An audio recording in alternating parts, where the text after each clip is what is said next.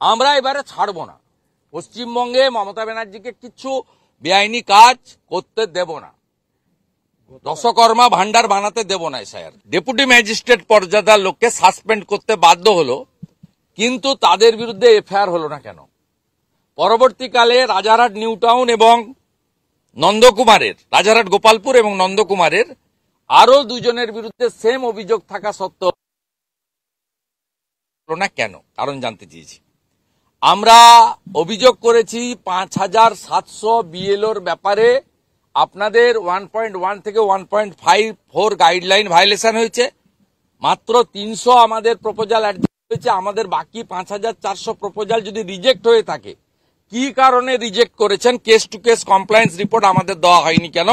আমরা সবচেয়ে বড় পার্টি, ন্যাশনাল পার্টি, আমাদের কেন দেওয়া হয়নি আপনাদের জানাতে হবে। আমরা বলেছি 2021-এর পোস্টপল ভায়োলেন্স এবং 2024 সালে আপনারা রাজ্য সরকারকে বাধ্য করেছিলেন লোকসভা ভোটের পরে 3 মাস আরো সেন্ট্রাল ফোর্স রাখতে। যেহেতু পোস্টপল ভায়োলেন্স 2021 সালে জাস্টিস বিন্দালের নেতৃত্বে 5 মেন জাজেসের কড়া অর্ডার হয়েছিল, 57 পিপল লস দেয়ার লাইফ, এবং মগরাহাটে কাউন্টিং সেন্টারে আমাদের ক্যান্ডিডেট আক্রান্ত হন, মারা যান মানস সাহা। তাহলে আপনারা কেন পলিটিক্যালি ভালনারেবল জায়গা সেখানে বুথ রিঅর্গানাইজেশন কেন করবেন না আমরা জানতে চাই। আমরা এই বিষয়গুলো দিয়েছি এবং সম্প্রতি যে বিষয়গুলো আমরা তুলে ধরেছি, বিএলওদের একটা বড় অংশ অত্যন্ত অনেস্টির সঙ্গে কাজ করছেন, কিন্তু এ সেকশন অফ বিএলওস তারা নয় প্রেসারে নয় পলিটিক্যাল আনুগত্যে বা কিছু চাওয়া পাওয়ার লোভে তারা তৃণমূল কংগ্রেসকে এবং আইপ্যাকের সঙ্গে মিলে কাজ করছে।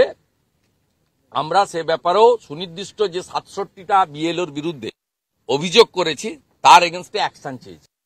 কেন এখনো অ্যাকশন হবে না? বিহারে যদি 55 জন জেলে থাকতে পারে, 432 জনের নামে এফআইআর হতে পারে, আমাদের ৬৭ জন বিএলওর নামে সংখ্যাটা খুবই ছোট। ম্যাক্সিমাম বিএলও অনেস্টি নিয়ে কাজ করছেন। আবার রিপিট করছি, তারাই আমাদের ইনফরমেশন দিচ্ছেন, তারা বাঁচতে চাইছেন, এবং মমতা বন্দ্যোপাধ্যায় বিএলওদের উপর নির্যাতন করছেন। কেন ইলেকশন কমিশন চুপ করে বসে দেখছে? সংবিধানে 324 থেকে 329 ফুল পাওয়ার দিয়ে গেছে। আপনারা রেমুনারেশন বাড়িয়েছেন, ফিনান্সে ফাইল পড়ে আছে, বিএলওরা এনহেন্স রেমুনারেশন পাননি। বিহার সরকার 4 মাসের জন্য 1000 ডাটা এন্ট্রি অপারেটর দিয়েছেন। অন্য স্টেটগুলো আমি জিজ্ঞেস করলাম কেমন চলছে, বললো no complain, all state government are cooperating with us, পুরো সহযোগিতা করছে, অনলি দিস বেঙ্গল। আমাদের বক্তব্য 1000 ডাটা এন্ট্রি অপারেটর 4 মাসের জন্য নিয়োগ, এসআইআর প্রায় শেষ হতে যাচ্ছে, 4 December is knocking the door, কিন্তু এখনো পর্যন্ত ফিনান্সে ফাইল ফেলে রেখেছে। কি সাহসে? সাংবিধানিক বডিকে সাহায্য করতে এরা বাধ্য। এরকম হাজারো অভিযোগ আছে। বাকি ডিটেলস মিস্টার শিশির বাজোরিয়া, মিস্টার জগন্নাথ চ্যাটার্জি তারা মিডিয়া গ্রুপে দিয়ে দেবেন, সেখান থেকে বাকিটা কালেক্ট করে নেবেন। আমরা ওভারঅল মিটিং করেছি, আমরা মিটিং এ স্যাটিসফাইড বলবো না, আমরা অ্যাকশন চাই, উই ওয়ান্ট অ্যাকশন। আমরা লফুল কথা বলেছি, আমরা ওনাদের পাওয়ার কেন এক্সারসাইজ হচ্ছে না বলেছি, ডকুমেন্ট এভিডেন্সের উপরে বলেছি। আমরা এবারে ছাড়বো না। পশ্চিমবঙ্গে মমতা ব্যানার্জিকে কিছু বেআইনি কাজ করতে দেব না, দশকর্মা ভান্ডার বানাতে দেব না। স্যার, তার চিঠির উত্তর বিরোধী দলনেতা দিয়ে দিয়েছে। উনি যদি 2,75,00,000 মানুষকে প্রতিনিধিত্ব করে বলে থাকেন, আমিও বিজেপির এলওপি 2,33,00,000 মানুষকে প্রতিনিধিত্ব করি। আমি তার উত্তর মমতা ব্যানার্জিকে দিয়ে দিয়েছি, ইলেকশন কমিশনকে, যে উনি 12টা স্টেট ইউনিয়ন টেরিটরিতে হচ্ছে, নন বিজেপি গভর্নমেন্টের করছে, কোথাও কোনো অ্যালিগেশন নেই। এবং বিএলওদের মানসিক চাপ যন্ত্রণা যদি কেউ দিয়ে থাকেন মমতা ব্যানার্জি। 1, অ্যাডিশনাল রেমুনারেশনের ফাইল আটকে রেখেছেন। 2, ডাটা এন্ট্রি, যেটা নিয়েই বিএলওরা বারবার বলছে টিভিতে যে ফর্ম দেওয়া জমা নেওয়াটা আমাদের কাছে হেডেক নয়, হেডেকটা হচ্ছে এন্ট্রি। তা এর জন্য তো মমতা ব্যানার্জি দায়ী, কারণ তিনি 1000 ডাটা এন্ট্রি অপারেটর দেননি, ফাইল ফিনান্সে 2 মাস হলো পড়ে আছে, দায়ী মমতা বন্দ্যোপাধ্যায়। এবং আমরা পরিষ্কার বলেছি, মমতা বন্দ্যোপাধ্যায় শুধু ভোট চুরি করেন না, তার লোকেরা 2024-এ লোকসভা নির্বাচনে ক্যামেরা বন্ধ রেখেছিলেন, 7 দফাতে প্রত্যেক দফায় 4000 করে ক্যামেরা বন্ধ রেখে মৃত ভুয়া ভোটার ভোট দিয়েছেন।